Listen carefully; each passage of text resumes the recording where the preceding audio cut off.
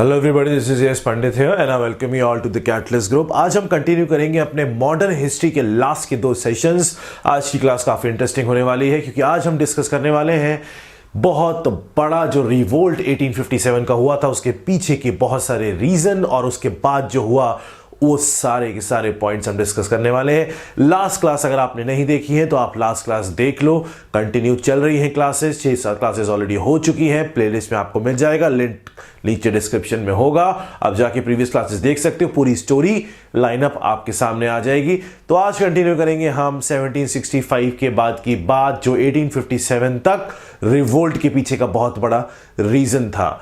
देखो, एक चीज हमने देख ली थी, एक चीज हमने समझ ली थी बहुत अच्छे से पिछली क्लासेस के अंदर। क्या समझ लिया था हमने? ये समझ लिया था कि 1764 में जो बैटल ऑफ बक्सर हुआ था उसमें हारने के बाद 1765 में जो शाह आलम II ने ट्रीटी ऑफ इलाहाबाद साइन किया था ब्रिटिशर्स के साथ, उस ट्रीटी ऑफ इलाहाबाद के हिसाब से उसने दीवानी राइट्स ब्रिटिशर्स को दे दिए थे और 26 लाख रुपए की पेंशन लेके निकल लिए थे।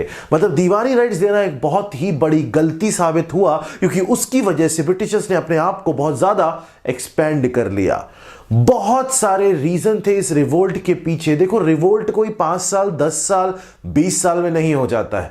इंडिया के अंदर अगर आप नोटिस करोगे तो मुगल्स भी आए, बाहर से ही आए, बहुत सारे लोगों ने कंट्रोल किया, औरंगजेब तक ने कंट्रोल किया, इतना कुछ हुआ, लेकिन कभी भी किसी ने भी रिवोल्ट नहीं किया।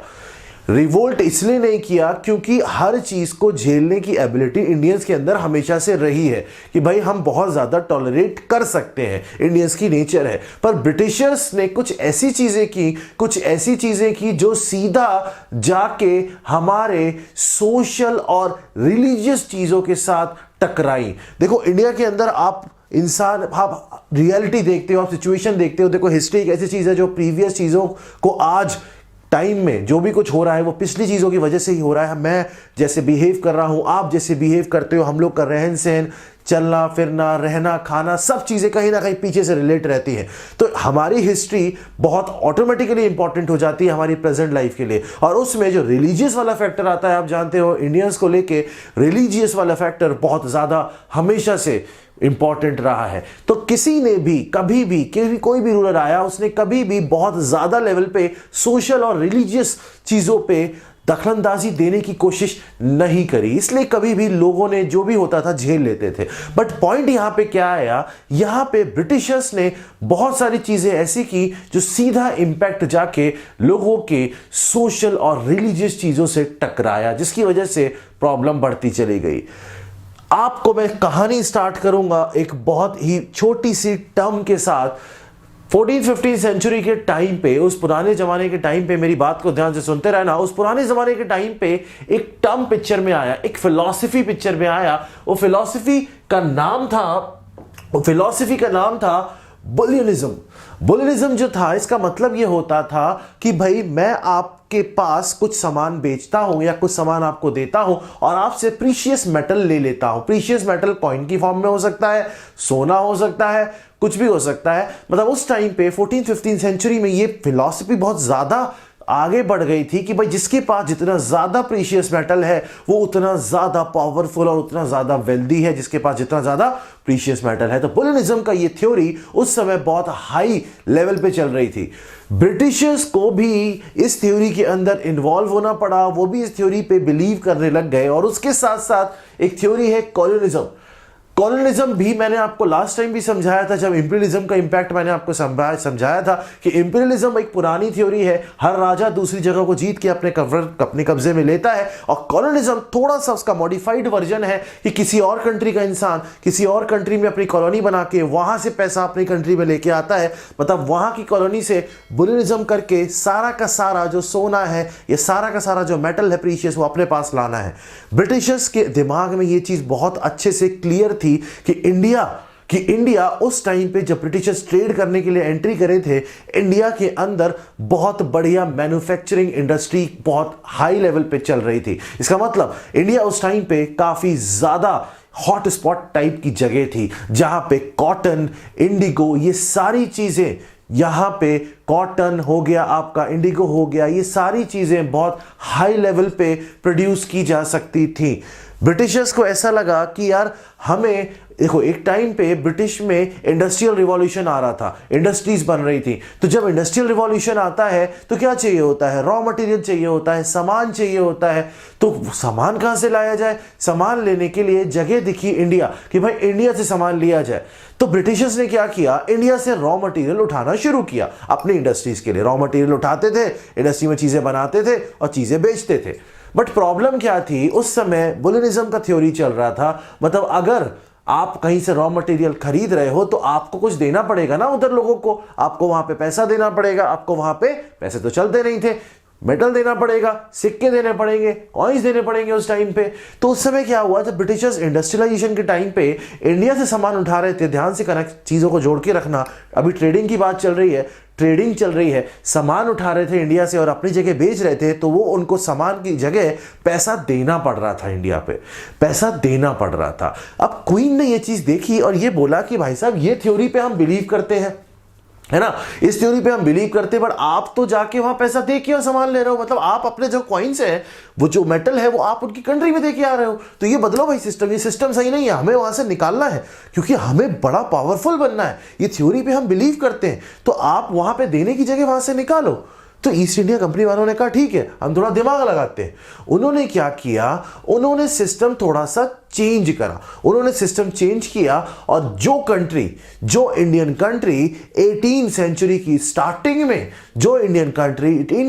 स्टार्टिंग में कॉटन को बहुत हाई लेवल पे एक्सपोर्ट करती थी, एंड आते आते कॉटन का इंपोर्ट इतना ज्यादा बढ़ गया कि हमारा एक्सपोर्ट कम हो गया। मतलब ब्रिटिशर्स जबरदस्ती हमारे कंट्री के अंदर इंपोर्ट करने लग गए चीजें, जबरदस्ती हमारे ऊपर चीजें बेचने लग गए कि भाई तुम खरीदो, तुम्हें खरीदना है, तुम्हें ब्रिटिशर का सामान ही खरीदना है, तुम्हें फॉरेन गुड्स ही खरीद रहे हैं, तुम्हें चीजें खरीदनी है, क्योंकि हम इंडिया के अंदर से पैसा निकाल के बाहर ले जाना था। उल्टा प्रोसेस करने की कोशिश करने लग गए। देखो इतना बड़ा रिवोल्ट होना, कोई भी चीज किसी भी इंसान को परेशान करने की एक लिमिट होती है। ब्रिटिशर्स ने हर तरीके से हर कैटेगरी के लोग को परेशान किया। कहा जाता है, अगर आप ब्रिटिश के टेक्स्ट पढ़ोगे तो वहां लिखा होता है ये सिर्फ एक सिपाही म्यूटनी थी। ये सिर्फ एक सिपाही म्यूटनी नहीं थी, क्योंकि जब वो टेक्स्ट लिख रहे हैं ब्रिटिशर्स, तो वो ब्रिटिशर्स को ऊपर दिखाएंगे, ऑब्वियस ही बात है, इंडियंस को उतना ऊपर नहीं दिखाएंगे, तो वो सिर्फ सिपाही म्यूटनी बोलते हैं। लेकिन इंडिया कंट्री में हम जानते हैं कि ये फर्स्ट वॉर ऑफ इंडिपेंडेंस था, जो वीडी सावरकर जी ने कहा था, फर्स्ट वॉर ऑफ इंडिपेंडेंस। मतलब यहां पे सिर्फ और सिर्फ सिपाही पार्टिसिपेट नहीं किए थे, या किसान पार्टिसिपेट किया था, या राजा पार्टिसिपेट किए थे, यहां लोकल रूलर, जो लोकल लोग होते थे, वो भी पार्टिसिपेट किए थे यहां पे इस रिवोल्ट के अंदर। इसलिए हम रिवोल्ट बोलते हैं, हर किसी ने पार्टिसिपेशन दिया था अपना। क्यों पार्टिसिपेशन दिया होगा? क्योंकि हर कोई परेशान था। बिना किसी परेशानी के थोड़ी लड़ने पहुंच जाओगे।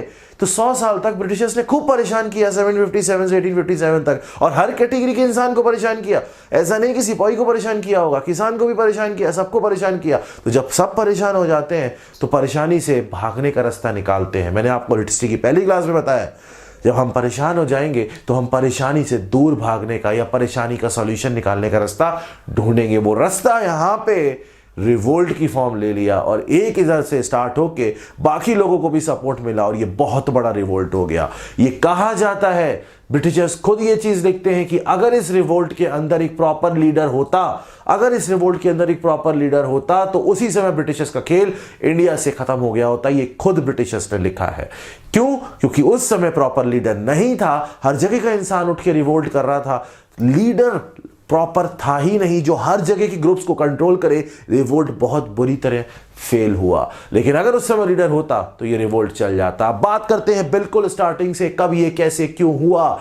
डेट है 29 मार्च 1857। बंदा है मंगल पांडे, नाम सुना होगा आपने, पिक्चर भी देखी होगी, नहीं देखी होगी तो देख लेना।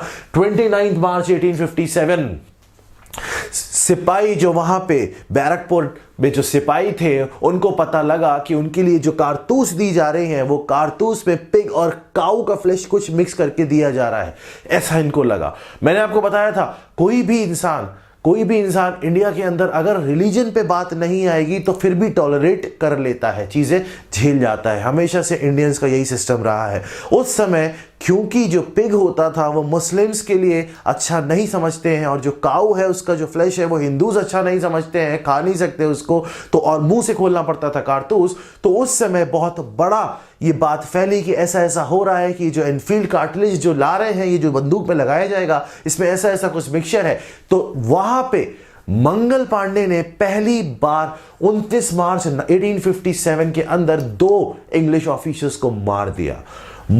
और मारने के बाद आप कह सकते हो इस पॉइंट से ये रिवोल्ट की चिंगारी भड़कनी शुरू हुई। इस पॉइंट के बाद जब मार दिया गया तो इनको फांसी दी गई। 29 साल की उम्र में मंगल पांडे को फांसी दे दी गई थी। 18 अप्रैल 1857 डेट फिक्स की गई थी, बट फांसी 8 अप्रैल 10 दिन पहले ही दे दी गई थी, क्योंकि समझ में आ गया था ब्रिटिशर्स को कि इधर उधर से लोग भड़कने लग गए हैं, उस चीज को लेके भड़कने लग गए हिंदू और मुस्लिम। देखो एक चीज रिवोल्ट के अंदर बहुत इंपॉर्टेंट और बहुत इंटरेस्टिंग और बहुत अच्छी थी कि इस रिवोल्ट के अंदर हिंदू और मुस्लिम दोनों ने साथ में मिलकर एक दुश्मन का सामना किया था। उसी चीज को नोटिस किया था ब्रिटिशर्स ने, और 1857 के बाद डिवाइड एंड रूल पॉलिसी लेके आए थे कि ये लोग साथ रहेंगे तो हम यहां नहीं रहेंगे। समझ में आ रहा होगा। ये रिवोल्ट स्टार्ट हुआ इस पॉइंट से, कह सकते हो इस पॉइंट से ये चिंगारी भड़की। और ये 1857 की बात है, लेकिन एक फिलोसोफर हुआ करते थे कार्ल मार्क्स, इन्होंने 1853 में ही ये चीज प्रेडिक्ट कर दी थी कि इस समय इंडिया की कंडीशन ब्रिटिशर्स ने वर्स्ट कर रखी है और सोशली, रिलीजियसली, मिलिटरी हर पॉइंट पे परेशान किया जा रहा है, तो जल्द ही एक रिवोल्ट निकलेगा। और वही उनकी बात सही हुई। 1853 में कार्ल मार्क्स ने ये प्रेडिक्ट किया था कि ऐसा कोई रिवोल्ट हो सकता है, और 1857 के अंदर ये बहुत ही बड़े लेवल पे रिवोल्ट पहुंच गया। स्टार्टिंग मंगल पांडे, बैरकपुर, वहां से ये पॉइंट स्टार्ट हुआ। उसके बाद 10 मई 1857 से ये रिवोल्ट ने बहुत ही बड़ा रूप ले लिया। हर जगह से लोग रिवोल्ट करने लग गए, लोग भड़कने लग गए, लूटने लग गए, मारने लग गए, जलाने लग गए। लोगों का ये तक दिमाग में आ गया था कि कहीं भी ब्रिटिशर्स देखेंगे उनको जला दो, उनका सामान, उनके गुड्स, जो भी कुछ मिलता है लूट लो, और एकदम उनको भगाने के लिए जितना कुछ कर सकते हो सब मिलके करना शुरू करो। बहुत हाई लेवल पे होने लग गया। बट क्यों होने लग गया? हुआ क्या ऐसा कि ये रिवोल्ट इतना लंबा चौड़ा हाई लेवल पे गया? इसके बहुत सारे कॉजेस थे। सबसे पहले 1 बाय 1 करके कॉजेस की बात करते हैं, बहुत इंपॉर्टेंट है। क्वेश्चंस आते हैं, एक एक वर्ड जो मैं यहां क्लास के अंदर बोलता हूं, एक एक वर्ड पे क्वेश्चन आया हुआ है। कोई ये चीज मत सोचना कि सर कुछ भी एक्स्ट्रा बोल रहे हैं, कोई भी चीज एक्स्ट्रा नहीं है, मैं हमेशा ये चीज रिपीट करता हूं, इसीलिए एक एक वर्ड पे क्वेश्चन आया है। कॉजेस पॉलिटिकल कॉजेस भी थे, कॉजेस सोशल कॉजेस भी थे, कॉजेस रिलीजियस भी थे, इकोनॉमिक भी थे, एडमिनिस्ट्रेटिव थी, मिलिट्री भी थे। मिलिट्री कॉज मैंने आपको एक बहुत बड़ा समझाया, मिलिट्री कॉज मैंने आपको बहुत बड़ा समझाया कि वहां पे जो मिलिट्री में लोग थे उनको ये चीज खराब लग रही थी कि उनके साथ ऐसा किया जा रहा है कि कार्टिलेज बिना बताए उनको इस टाइप के दिए जा रहे हैं और उनको मुंह से खोलना होता है। मिलिट्री का एक और रीजन था कि उस टाइम पे जो किसान हुआ करते थे उनको इतना बुरा हाल कर दिया गया था कि वो किसान बेचारे बुरे हाल से बचने के लिए मिलिट्री ज्वाइन कर लेते थे। मतलब मिलिट्री वाले एक्चुअल में मिलिट्री नहीं, वो किसान ही होते थे जो यूनिफॉर्म पहन के मिलिट्री में चले जाते थे, क्योंकि वो किसान में उनका हाल बहुत बुरा हो रखा था उस टाइम पे। ये तो मिलिट्री कॉज मैंने आपको समझाया कि मिलिट्री वाले क्यों बढ़ के। उस टाइम पे किसानों का बहुत बुरा हाल हो रखा था, बर्बाद हो रखे थे किसान। क्यों हो रखे थे किसान बर्बाद, मैं आपको समझाता हूं। 1 बाय 1 करके हम कॉजेस डिस्कस करेंगे। कुछ किसान हुआ करते थे उस टाइम पे, क्या हुआ, क्योंकि इंडस्ट्रियल रिवॉल्यूशन मैंने आपको बताया चल रहा था, तो उनको चाहिए थे रॉ मटेरियल, और रॉ मटेरियल उनको ऐसा चाहिए था जिस रॉ मटेरियल से सामान बना के बेचा जा सके। मतलब बेसिकली इंडिया के अंदर उस टाइम पे जो इंडियन फार्मर्स हुआ करते थे वो उगाते थे फूड क्रॉप्स। फूड क्रॉप्स का मतलब होता है खाने वाली चीजें। खाने वाली चीजें मतलब आटा, गेहूं, चावल, ये सब चीजें उगाते थे। आटा तो नहीं उगाएंगे, गेहूं उगाएंगे, और वैसी बात है। ये सब चीजें उगाया करते थे और उसको खाया करते थे या उसको बेच के अपना पैसा कमाया करते थे। बट ब्रिटिशर्स को क्योंकि इंडस्ट्रियल रिवॉल्यूशन आ रहा था, उनको पैसा कमाना था, तो उन्होंने क्या किया, उन्होंने इंडियन फार्मर्स को फोर्स किया कि ऐसा है, आप फूड क्रॉप्स नहीं, आप कैश क्रॉप्स उगाओ, कैश क्रॉप्स उगाओ। उस टाइम पे टेक्सटाइल इंडस्ट्री बहुत पीक पे चल रही थी। वहां पे ब्रिटिशर्स कॉटन उठाते थे यहां से, वहां कपड़े बना के बेचते थे, कपड़े बना के बेचते थे इधर उधर, बहुत सारी चीजें। कलर, इंडिगो का कल्टीवेशन बहुत ज्यादा उस समय बढ़ चुका था, कलर वाला इफेक्ट बहुत ज्यादा बढ़ चुका था, बेचना होता था उनको कलर कर करके चीजें। तो उन्होंने क्या किया, इंडिया के अंदर लोगों को फोर्स करना शुरू किया कि आप कैश क्रॉप्स उगाओ, आप फूड क्रॉप्स उगाओगे ही नहीं।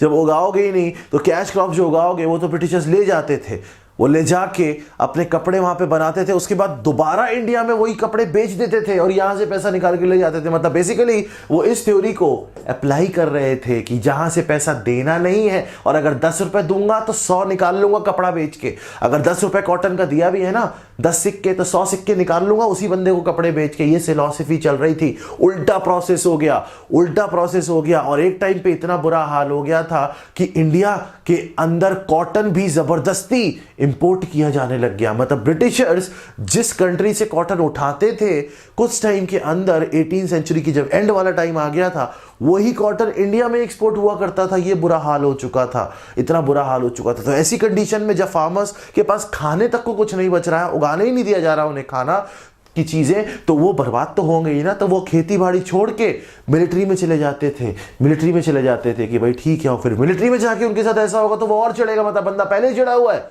अब उसको और चढ़ा रहे हो। इसका मतलब यहां पे कॉजेज मिलिट्री भी थे आपके पास, और कॉजेज ऐसे भी थे जो लोगों को परेशान किए जा रहे थे।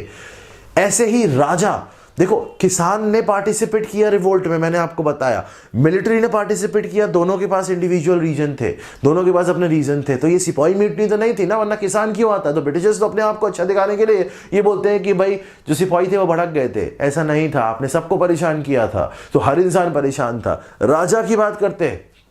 राजा उस टाइम पे मैंने आपको लास्ट क्लास के अंदर सब्सिडरी लाइन समझाया था, मैंने लास्ट क्लास के अंदर आपको डॉक्ट्रिन ऑफ लैप्स समझाया था, लास्ट क्लास के अंदर एक और मैंने फिलॉसफी समझाई थी आपको कि भाई ब्रिटिशर्स ये कहते थे हम सबसे ऊपर हैं। देखो उस टाइम पे एक फिलॉसफी और बहुत ज्यादा फेमस हो रखी थी जिसको बोलते थे व्हाइट मैन बर्डन। मतलब जो गोरे हैं, जो विदेशी हैं, उनको गॉड ने लोगों को सही करने के लिए भेजा है, और लोगों को सही करने के लिए भेजा है कि जो भाई विदेशी हैं, जो वाइट मैन हैं, जो ब्रिटिशर्स हैं, वो बहुत ज़्यादा स्मार्ट हैं, बहुत इंटेलिजेंट हैं, वो ही सब कुछ है। वो दूसरों को सुधारने के लिए आए हैं, उनके पास एक बर्डन है, उनको सबको सुधारना है, सबको सही करना है। ये फिलॉसफी ब्रिटिशर्स के दिमाग में रहती थी कि हम ही हम हैं, बाकी सब पानी कम है, सबको समझा के सुधारना हमें है, ये उनको लगता था। इसीलिए वो ऐसे सबको ट्रीट करते थे उस टाइम पे। तो ये चीजें लोगों को इरिटेट करती थी। अबे होगे तुम यार अपने घर के, हमारे घर में तो ऐसे ही होते हैं ना सारे, तो हम ऐसे रहना चाहते हैं, दूसरा क्या होता है, जब टाइम बढ़ने लग जाता है तो लोगों के दिमाग में क्वेश्चंस आने लग जाते हैं, लोगों के दिमाग में क्वेश्चंस उठने लग गए थे। जो इंटेलेक्चुअल, जो पढ़े लिखे लोग होते थे, उनके दिमाग में क्वेश्चंस उठने लग गए थे कि यार ये समझ में नहीं आ रहा, ये बंदे 100 साल पहले आए हैं और इतना फालतू की बातें कर रहे हैं, इतनी फालतू की चीजें कर रहे हैं हमारे यहाँ के। भाई मुगल्स इतने साल मुगल्स का पूरी लेगेसी रही, उन्होंने कभी इतना परेशान नहीं किया। भाई तुम कौन होते हो परेशान करने वाले? तो इंटेलेक्चुअल क्वेश्चंस पूछने लग गए तो वो भी परेशान होने लग गए कि उनके दिमाग में चीजें आने लग गई कि भाई ये क्यों रूल चला रहा है, तो कोई है ही नहीं हमारी कंट्री के लिए। ऐसी चीजें और बढ़ने लग गई। इसका बहुत बड़ा एग्जाम्पल है जो आपका पॉलिटिकल कॉज का रीजन हो सकता है, पॉलिटिकल कॉज का पार्ट हो सकता है, वो है इनकी पॉलिसी में सब्सिडरी अलायंस। मैंने आपको बताया सब्सिडरी अलायंस का मतलब क्या होता था कि भाई ब्रिटिशर्स कहते थे कि ऐसा है, जैसे अवध की बात करते हैं, अवध को जब उन्होंने अनेक्स किया था, अवध की बात करते हैं, अवध रीजन की। अवध में बोला कि ऐसा है, हम अपना एक बंदा आपके पास भेजेंगे, वो एज ए रेजिडेंट आपके यहाँ रहेगा और हम अपनी आर्मी आपके पास रख देंगे। अगर आपको कोई और अटैक करता है तो हमारी आर्मी आपको बचाएगी, हम आर्मी का खर्चा पानी आप देख लेना और थोड़ा बहुत पैसा हमें बेचते रहना, और अगर आप वो पैसा नहीं बेच पाओगे तो आपका कुछ पोर्शन हम कब्जा लेंगे। ऐसे कर करके सब्सिडरी अलायंस के थ्रू इन्होंने बहुत सारे रीजन कब्जाने शुरू कर दिए थे। मैंने आपको समझाया था, इसमें अवध एक बहुत बड़ा रीजन था। अब अवध कब्जाने के लिए इन्होंने रीजन क्या दिया? अवध के जो हेड हुआ करते थे वाजिद अली शाह, वो एक्चुअल में देखो इंडिया में जब राजा हुआ करते थे, वो राजा मल्टी टैलेंटेड होते थे। मल्टी टैलेंट का मतलब वो अपना रूल भी चलाते थे और अपनी हॉबीज भी करते थे। उनका हर चीज का बाइफर्केशन होता था कि भाई मैं पोएट भी हूं, मैं राइटर भी हूं, ठीक है, मैं कुछ और भी कर सकता हूं। ऐसे करके उनके सिस्टम बनता था। पर ब्रिटिशर्स का ऐसा सिस्टम नहीं है। ब्रिटिशर्स, ऐसा नहीं देखा होगा ना, ब्रिटिश का कोई राजा पोएट भी होता है, कोई उनका किंग भी पोएट हो, ऐसा नहीं होता, इंडिया में ही होते थे ऐसे। अब जब ब्रिटिशर्स ने अपना रेजिडेंट वाजिद अली शाह के अवध वाले रीजन में रखा, कौन सी कॉज समझा रहा हूं मैं आपको, मैंने आपको मिलिट्री का कॉज बता दिया, मिलिट्री वाले परेशान हुए, किसान वाला कॉज बता दिया, किसान परेशान हुआ, कैश क्रॉप उगवाया, और किसान परेशान हुआ तो मिलिट्री में गया तो वहां भी परेशान हुआ, डबल परेशान हुआ। पॉलिटिकल कॉज, पॉलिटिकल कॉज में जो राजा थे वो राजा क्यों इस म्यूटनी का पार्ट बने, ये वो राजा क्यों इस रिवोल्ट का पार्ट बने, उसका बात समझाना चाह रहा हूं मैं। ऐसी राजा का सबसे बड़ा एग्जांपल मैंने आपको दिया अवध वाला, दूसरा दूंगा झांसी का, रानी झांसी, आप जानते ही हो अवध के अंदर क्या हुआ था, इन्होंने सब्सिडी अलायंस साइन किया था। जिनको सब्सिडी अलायंस में क्लैरिफिकेशन चाहिए, पूरा लेक्चर लास्ट वाला देख लेना, each and everything is explained, सारी पॉलिसी को मैंने एक्सप्लेन किया था। इन्होंने क्या बोला, उनका रेजिडेंट था, उन्होंने ब्रिटिशर्स को बोला कि ऐसा है, ये जो वाजिद अली शाह साहब हैं ये तो सुबह उठते हैं, गाने वाने गाते हैं, उसके बाद इधर टहलते हैं, लोगों से बात करते हैं, सो जाते हैं, ये क्या करेंगे यार, इनसे कोई बात और लड़ाई वड़ाई होनी नहीं है, ये कोई रूल कर नहीं पाएंगे। तो ब्रिटिशर्स ने वाजिद अली शाह से ऐसा कहा कि ऐसा तुम्हारे बस की है नहीं, तुम्हारा रीजन हम ही ले लेते हैं, तुम कुछ कर तो पाते नहीं हो, ठीक राजा नहीं हो, तुमको हटा देते हैं। तो उनको हटा दिया, इसका मतलब राजा तंग हुआ, अरे यार क्या बदतमीजी है। दूसरा, वो राजा जो थे वहां पे जो काम करते थे, जो लोगों को देखते थे, वो एक आर्टिस्ट थे, ही वॉज अ पोएट। इसका मतलब अगर कोई राजा आपको हेड पोएट है या हेड आर्टिस्ट है तो उस एरिया के जो सारे आर्टिस्ट हैं उनको फलने फूलने का मौका दिया जाता होगा। अगर आपका हेड है, कोई आप किसी जगह काम करते हो कंपनी के अंदर, वो खुद आर्टिस्ट है, तो अगर आपके अंदर कोई आर्टिस्ट रहता है, आपके अंदर मतलब आपकी बॉडी में कोई आर्टिस्ट है, आप भी आर्टिस्ट हो, तो वो आपको ऑब्वियस ही बात है मौका देगा। तो वही सेम वहां होता था अवध में, जो आर्टिस्ट होते थे या जो लोग शिल्पकार होते थे, मूर्तियां वगैरह बनाते थे, उनको काफी मौके मिलते थे। बट जब वहां से वाजिद अली शाह को हटा दिया गया और ब्रिटिशर्स पहुंच गए तो ब्रिटिशर्स ने वो सब चीजें बंद कर दी, नहीं लेना भाई, तुम फालतू चीजें करते हो, हमें नहीं खरीदनी तुम्हारी मूर्ति, हमें नहीं करवाना ये सब चीजें। तो वो लोग भी परेशान हुए। मतलब जो लोग आर्किटेक्चर, जो लोग शिल्पकार हो गए, मूर्ति बनाने वाले हो गए, पोएट हो गए, राइटर्स हो गए, उनका भी काम धंधा बंद कर दिए। चिढ़े, वो भी चिढ़े, हर आदमी चिढ़ेगा, तभी तो रिवोल्ट बनेगा। राजा चिढ़ा, राजा की प्रजा चिढ़ी, क्योंकि प्रजा को राजा ने खुश किया हुआ था, और राजा को ही आपने निकाल के बाहर कर दिया तो प्रजा तो दुखी हो जाएगी ना, ऑब्वियस सी बात है। तो प्रजा भी चिढ़ी, वो लोग भी चिढ़े, वो आर्टिस्ट भी चिढ़े। रानी झांसी, उन्होंने एक पॉलिसी बनाया, किसने, डलहौजी ने, मैंने लास्ट क्लास में समझाया है, डॉक्ट्रिन ऑफ लैप्स। उस पॉलिसी से ये हिसाब होता था कि भाई अगर आपका अपना खुद का बच्चा नहीं है तो आपकी जो जगह है वो हमारी हो जाएगी, अडॉप्टेड नहीं चलता। पहले क्या होता था, जब ये ब्रिटिशर्स नहीं आए थे तो ऐसा था कि राजा के अंदर कंट्रोल है, वो किसी को भी अडॉप्ट करके अपना आगे की लेगेसी दे सकता है। बट ब्रिटिशर्स ने बोला ऐसा नहीं होगा, अडॉप्टेड नहीं चलेगा, अपना खुद का होना चाहिए। रानी लक्ष्मीबाई की जो पंगा हुआ वो इसी बात पे हुआ था। तो इसका मतलब राजा भी चिढ़ने लग गए, राजा को भी लगा यार बदतमीजी चल रही है। किसान चिढ़ा, मिलिट्री वाले चिढ़े, राजा चिढ़े। मतलब ओवरऑल अगर आप बात करोगे तो हर किसी को इन्होंने परेशान करके रख दिया था। अब बात करते हैं रिलीजियस कॉजेस। रिलीजियस वाले कॉलेज में मिलिट्री वाले तो परेशान थे ही, उनको पैसे भी नहीं दिया जाता था। मिलिट्री का एक और बहुत बड़ा रीजन था, जो रिलीजियस और मिलिट्री आप इंटरसेक्ट कर सकते हो। ऐसा कहा गया कि अब जो इंडियन मिलिट्री में लोग काम करते हैं ना, यहाँ पे मतलब ब्रिटिश मिलिट्री में जो इंडियंस काम करते हैं, अब इनको दूसरी कंट्री में भी भेज देंगे, हम समुद्र पार करा के दूसरी जगह भी काम करवाएंगे। उस समय पे ऐसा माना जाता था कि अगर हम लोग समुद्र पार कर लेंगे तो हमारा धर्म भ्रष्ट हो जाएगा, ऐसा लोग उस समय मानते थे। ब्रिटिशर्स ने कहा नहीं, तुमको तो भेजेंगे हम तुमको समुद्र पार कराएंगे। तो उनको लगा यार ये हमारा धर्म भ्रष्ट करना चाह रहा है, ये आदमी जो है ये सही नहीं है। उसके बाद उन्होंने एक पॉलिसी और निकाल दी, उन्होंने कहा कि जो लोग क्रिश्चियनिटी में कन्वर्ट करते हैं अपने आप को, बात सुनना मेरी ध्यान से, ब्रिटिशर्स ने एक पॉलिसी और निकाली, जो लोग क्रिश्चियनिटी में कन्वर्ट करते हैं अपने आप को, उन्हीं लोगों को उनकी एंसेस्टर की प्रॉपर्टी लेने का हक दिया जाएगा। मतलब आप अगर अपने फादर की प्रॉपर्टी लेते हो तभी ले सकते हो जब आप क्रिश्चियनिटी में कन्वर्ट कर लो। तो लोगों को रिलीजियसली भी बहुत प्रॉब्लम होने लगी कि ये आदमी धर्म भ्रष्ट करना चाह रहा है। इंडिया में सती प्रथा को सही मानते थे कुछ लोग उस टाइम पे, इन्होंने सती प्रथा भी बंद कराई जो एक्चुअल में सही चीज थी। बट उस टाइम के सिनेरियो के हिसाब से देखोगे तो लोगों को लगा ये हमारे धर्म में इंटरफेरेंस कर रहे हैं, ये चाहते हैं कि सबको क्रिश्चियनिटी में बदल दिया जाए। लोगों के दिमाग में ऐसी चीजें बहुत ज्यादा बढ़ने लग गई, बहुत ज्यादा बढ़ने लग गई, तो लोग चिढ़ने लग गए। रिलीजियस, सोशल, मिलिट्री, पॉलिटिकल, हर तरीके से, इकोनॉमिकल, पैसा निकालने लग गए, हर तरीके से परेशानी, भयंकर परेशानी। वो भयंकर परेशानी फूटेगी तो, और जब एक जगह फूटेगी तो दूसरी जगह, तीसरी जगह, चौथी जगह। जब सब लोगों को परेशान करने वाला दुश्मन एक होता है तो अगर एक आदमी रिवोल्ट करता है, दूसरे को मौका मिलता है वो भी करता है, तीसरे को मौका मिलता है वो भी करता है, चौथे को मौका मिलता है वही करता है। वही हुआ जब आपके मंगल पांडे जी ने काम किया तो बाकी लोग भी जोश में आ गए। बाकी लोगों ने कहा अब तो बवाल होगा। 11 मई 1857, 11 मई 1857 लोगों ने कहा चलो मेरठ से दिल्ली, चलेंगे दिल्ली, जो बीच में आएगा उसको लूट लेंगे, जो ब्रिटिशर दिखेगा उसको जला देंगे, जो भी कुछ दिखेगा उसे मार देंगे, लेकिन चलेंगे दिल्ली। दिल्ली क्यों जाना है? इनको चाहिए था एक लीडर, एक इंसान जो हमारे को डायरेक्शन दिखा सके। लीडर इनको सिर्फ एक ही इंसान दिखा, मुगल का लास्ट एम्परर बहादुर शाह जफर। इनको लगा दिल्ली में वो रहते हैं, रेड फोर्ट चलते हैं उनके पास, उनसे कहते हैं भाई साहब आप ही बचे हो, मुगल हमारे पास सबसे पहले रूल किए थे इतना सारा टाइम और हमें दिक्कत भी नहीं दिया उन्होंने, तो आप ही हमारा काम करो, आप हमारा लीडर बन जाओ।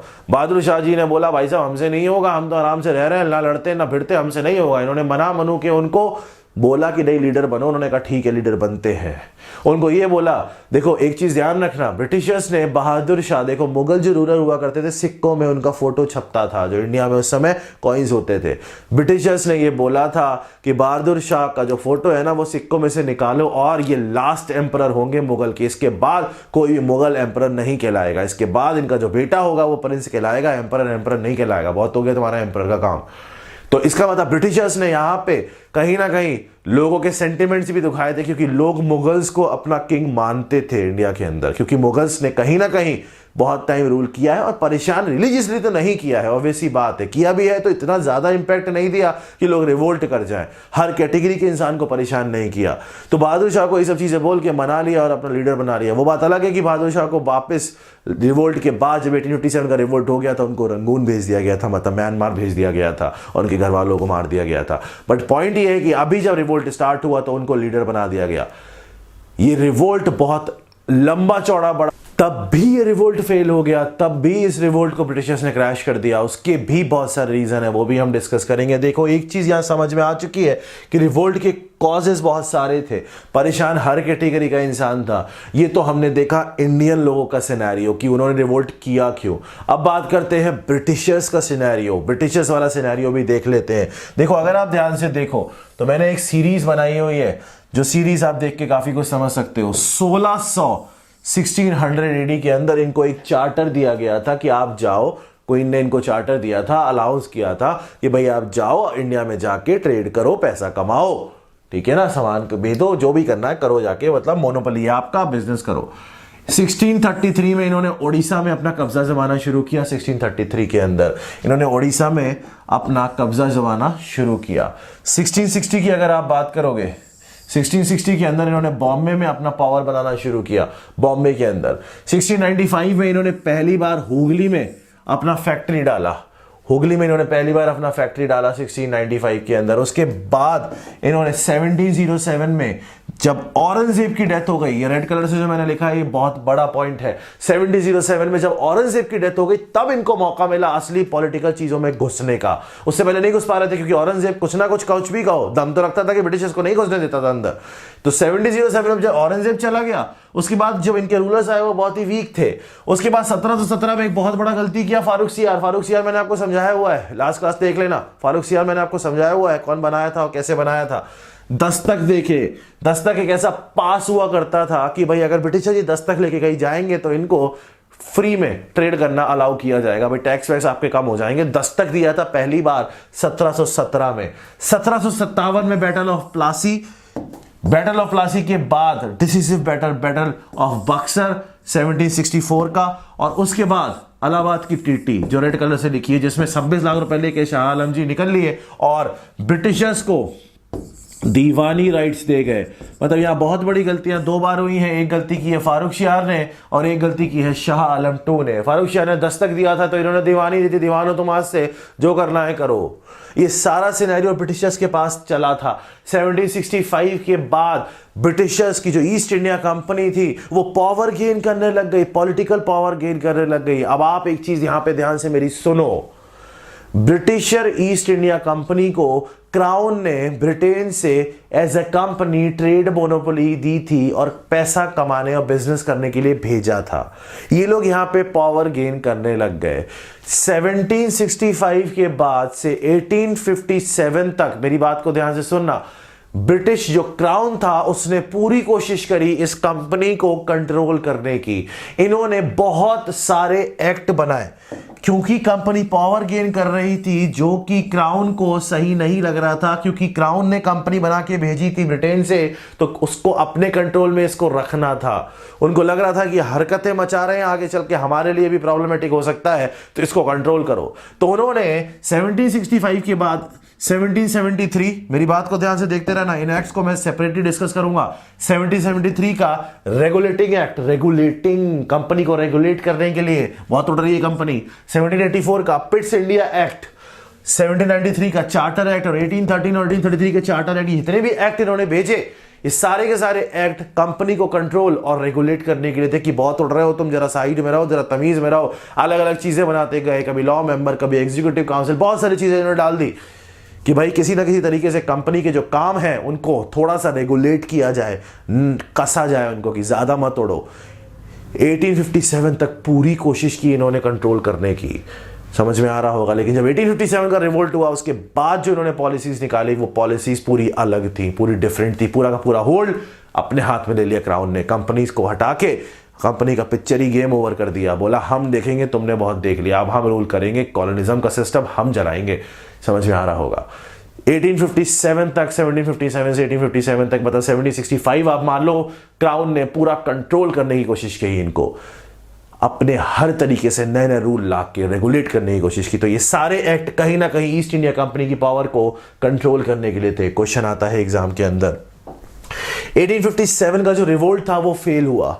उसके बहुत सारे रीजन थे, जिसमें सबसे बड़ा रीजन जो ब्रिटिशर्स खुद बोलते हैं वो ये था कि इस रिवोल्ट में कोई लीडर नहीं था प्रॉपर। बहादुर शाह जफर जब लीडर बनाए गए थे तो एक्चुअल में वो किसी काम के नहीं थे, जस्ट नेम से के लिए उनको लीडर बना दिया गया था। कोई डायरेक्शन, कोई मोटिवेशन कुछ नहीं था। लीडर वो होता है जो, देखो दो तरीके के इंसान होते हैं। एक इंसान वो होता है जो किसी और के भरोसे पे काम करता है कि यार मैं कर लूंगा, वो है ना। एक इंसान वो होता है जिसके भरोसे पे 1000 लोग काम करते हैं, यार वो है ना, हम कर लेंगे।